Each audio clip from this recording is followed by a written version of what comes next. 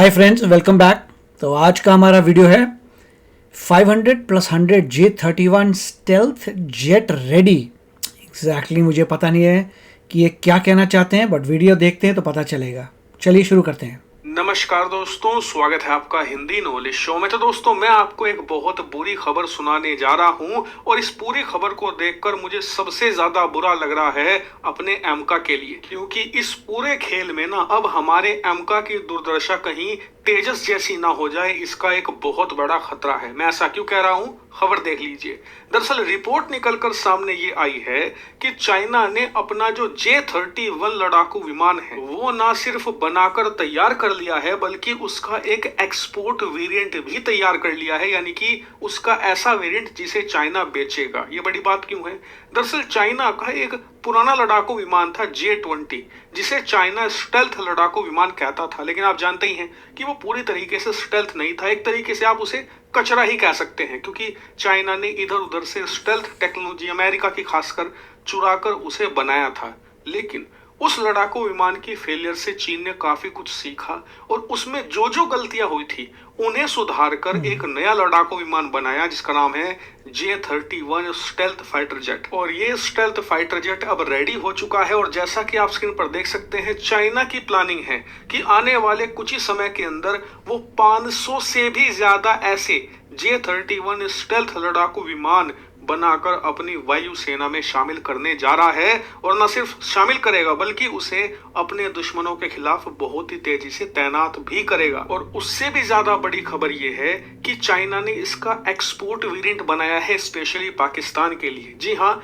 ये पाकिस्तान के हिसाब से कुछ डिजाइन किया गया है, इसमें कुछ चेंजेस किए गए हैं और बताया जा रहा है कि पाकिस्तान 100 की संख्या में ऐसे स्टेल्थ लड़ाकू विमान अपनी वायुसेना में शामिल करेगा और इसमें चाइना पाकिस्तान की फाइनेंशियली मदद भी कर सकता है। और यही हमारे लिए मुश्किल बात है, क्योंकि हम तो ये मानकर बैठे थे कि पाकिस्तान की वायुसेना जो तुर्की का स्टेल्थ लड़ाकू विमान कान है उसे खरीदेगी और उसे आने में कम से कम 2029 या 2030 तक का वक्त लगेगा। लेकिन अब ऐसा लग रहा है कि उससे काफी पहले ही J31 स्टेल्थ लड़ाकू विमान मिल जाएगा। पाकिस्तान की वायुसेना इसे इस्तेमाल करेगी बड़े लेवल पर और फिर उसके बाद तुर्की का जो कान स्टेल्थ लड़ाकू विमान है उसे भी अपनी वायुसेना में शामिल करेगी। यानी कि दो प्रकार के जो अलग अलग फीचर्स के साथ आते हैं, अलग अलग कैपेबिलिटीज के साथ आने वाले स्टेल्थ लड़ाकू विमान हैं, दोनों पाकिस्तान की वायुसेना में शामिल होंगे। यानी कि एक तरीके से देखा जाए तो चाइना पाकिस्तान के साथ मिलकर भारत की स्टेल्थ घेराबंदी करने में लगा हुआ है। और इसके जवाब में भारत के पास क्या है? कुछ खास नहीं। हमारे पास स्टेल्थ के नाम पर एक भी हथियार मौजूद नहीं है फिलहाल। हालांकि आप में से कई लोग कहेंगे कि हमारे पास राफेल है, सुखोई 30 है, MiG-29 है। तो आपको बता दूं कि ये लड़ाकू विमान स्टेल्थ नहीं है, ये नॉन स्टेल्थ फाइटर जेट हैं जो कि 4.5th जनरेशन टेक्नोलॉजी के साथ आते हैं। और इन लड़ाकू विमानों को आसानी से जो डिफेंस सिस्टम है, जो रडार सिस्टम है, वो पकड़ सकते हैं और इन्हें मारकर भी गिरा सकते हैं। लेकिन स्टेल्थ लड़ाकू विमानों के साथ ऐसा नहीं होता। इनमें रडार अब्जॉर्बिंग मटेरियल लगा होता है जो बड़ी आसानी से रडार वेव को अब्जॉर्ब करके रडार पर ऐसा दिखाता है जैसा कुछ भी नहीं है, यानी कि इनविजिबल। और इसका फायदा दुश्मन उठा सकता है स्टेल्थ टेक्नोलॉजी से। ऐसा नहीं कि सिर्फ आपके खिलाफ हमला ही हो सकता है या सर्जिकल स्ट्राइक की जा सकती है, नहीं, इसके इस्तेमाल से आपकी जासूसी बहुत शानदार तरीके से की जा सकती है। और इसीलिए भारतीय डिफेंस एक्सपर्ट भी चिंतित हैं, क्योंकि उन्हें यह बात पता है कि चीन जितना स्टेल्थ होने का दावा कर रहा है, मतलब कि अगर चीन कह रहा है कि हमारा लड़ाकू विमान 100% स्टेल्थ है, हम उसका आधा भी मान ले, मतलब कि हम ये कहें कि ना जी आपका तो 50% स्टेल्थ है, तो भी ये भारत के लिए बहुत बड़ा खतरा है। क्योंकि ऐसा नहीं कि सिर्फ युद्ध में ही इसका यूज होगा, बल्कि इसका युद्ध रिकॉनेसेंस यानी कि जासूसी में बहुत अच्छे से किया जा सकता है, खासकर कि पीओके के इलाकों में। अगर भविष्य में हम पीओके को कब्जाने की कोशिश करते हैं तो ऐसे में वो जासूसी करके हमारी रणनीति का पता लगा सकते हैं। और इसके अलावा भी आप इसका बहुत अलग अलग तरीके से इस्तेमाल कर सकते हैं। इसलिए कहा जाता है कि जो स्टेल्थ टेक्नोलॉजी है ये नेक्स्ट जनरेशन टेक्नोलॉजी है, जो इसका पोटेंशियल है वो बहुत ही ज्यादा है। और इसीलिए वीडियो की शुरुआत में मैंने आपसे कहा था कि भारतीय एमका इस पूरे गेम में फंस सकता है, क्योंकि अब अब स्थिति बदल गई है। 6 महीने पहले तक क्लियर था कि हम किसी का स्टेल्थ लड़ाकू विमान नहीं खरीदेंगे, हम खुद का एमका बनाएंगे। लेकिन जो तुर्की में हुआ और जो अब चीन में हुआ है, इसने पूरा सिनेरियो चेंज कर दिया है। अब इस बात की ज्यादा संभावना है कि भारत एक स्टेल्थ लड़ाकू विमान खरीदने की तरफ आगे बढ़े, भले ही वो रूस का Su-57 हो या फिर अमेरिका का F-35 हो। हालांकि आप मुझे कमेंट करके बताइए कि अब आपके हाथ में निर्णय होता तो आप किस तरफ बढ़ते। फिलहाल इस वीडियो में इतना ही। Thank you very much for. काफ़ी अच्छा वीडियो था। देखिए, इसमें मेन पॉइंट ये है कि पाकिस्तान जो है इतना अमीर नहीं है जितना इंडिया है। पाकिस्तान के पास खाने के लिए पैसा नहीं है। यस, पाकिस्तान जो है उसका डिफेंस बजट ज़्यादा इन द सेंस कि अपने जीडीपी का हायर परसेंटेज है। ऑफ कोर्स इंडिया से तो बहुत कम है उनका defence budget, but percentage of GDP थोड़ा ज़्यादा है। अब जो है अगर पाकिस्तान इन्वेंट कर लेता तब प्रॉब्लम आती कि उसने इन्वेंट कर लिया और अब वो अपने बना सकते हैं सस्ते, अनलिमिटेड बना सकते हैं थियोरेटिकली, मगर पाकिस्तान ने कुछ इन्वेंट नहीं किया। वो खरीदने वाला है चाइना ने, जो चाइना ने बनाए हैं। मतलब उसको पैसा चाहिए खरीदने के लिए।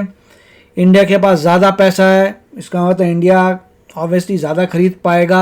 स्टेल्थ एयरप्लेन्स फ्रांस से ले सकते हैं, यूएस से ले सकते हैं और डिफरेंट यूरोपियन पार्टनर से इंडिया ले सकता है। कहने की बात है अगर वो 100 ले सकते हैं तो हम लोग आराम से 200 ले सकते हैं।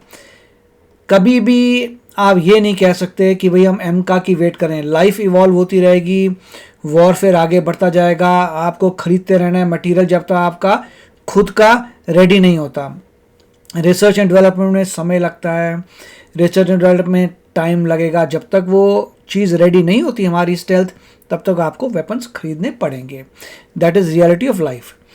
ऑब्वियसली कंट्री का जीडीपी जब बढ़ रहा है और तेज़ी से बढ़ेगा, डिफेंस का बजट हमारा शायद 1.89% के करीब है।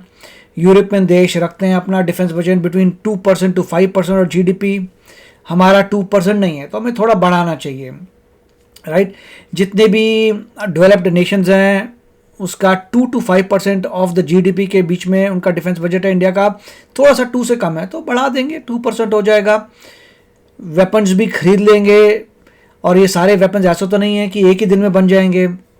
अगर 100 का ऑर्डर देता है पाकिस्तान, उसे 1-2 साल लगेंगे 100 आने में, तब तक हमारी एमका की और थोड़ी रिसर्च एंड डेवलपमेंट हो जाएगी। तो yes, in the mean time हमें ऑर्डर करने पड़ेंगे एयरप्लेन्स और रिसर्च एंड डेवलपमेंट में ज़्यादा पैसा लगाना पड़ेगा। तो मैं तो ये देख रहा हूँ, मगर दुख ये हुआ कि चाइना ने बना लिए हैं। इशू ये है कि चाइना ने बना लिए हैं, मतलब उसके पास वो अनलिमिटेड अपने स्टेल्थ एयरप्लेन्स बना सकता है। फिर इंडिया चाइना को काउंटर कैसे करेगा, उसके लिए यही है, रिसर्च एंड डेवलपमेंट में ज़्यादा जोर लगाना पड़ेगा।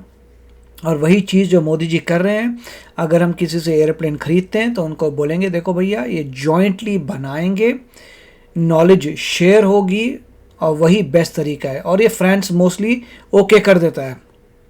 क्यों करता है फ्रांस ओके? क्योंकि इतना बड़ा उसे ऑर्डर मिलता है कि वो भी देखता है कि भाई इतना बड़ा ऑर्डर हाथ से निकल जाएगा, तो हमें जो है फ्रांस को शायद दोबारा ऑर्डर देना है या कोई और यूरोपियन एंटिटी को ऑर्डर देना है। उनको बोलना है कि भैया इसमें नॉलेज ट्रांसफ़र होगा तभी लेंगे। तो आप बताइए आपका इसमें क्या थॉट्स हैं, बट मुझे लगता है कि ज़्यादा थ्रेट चाइना से है, पाकिस्तान से नहीं। अगर आपको वीडियो पसंद आता है प्लीज़ लाइक एंड शेयर। मिलते हैं अगले वीडियो में, टेक केयर, बाय बाय। तो अगर आप मेरे इस चैनल पे नए हो तो जल्दी से सब्सक्राइब के बटन को हिट करो और बेल आइकन को क्लिक करो ताकि आपको मेरा जब नया वीडियो मैं लगाऊं आपको उसके बारे में जल्दी से पता चल जाए।